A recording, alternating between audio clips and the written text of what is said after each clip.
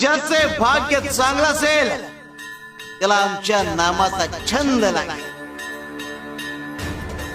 आणि त्याच्या मुखात सतत नाम जप असेल.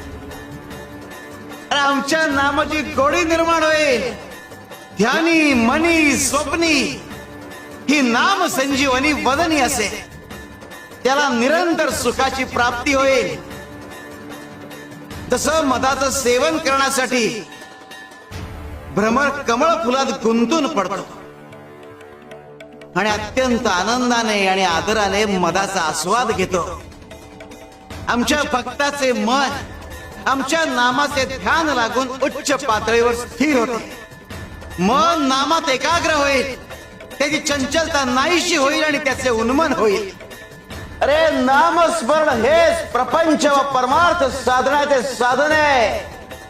शिवाय शंकर.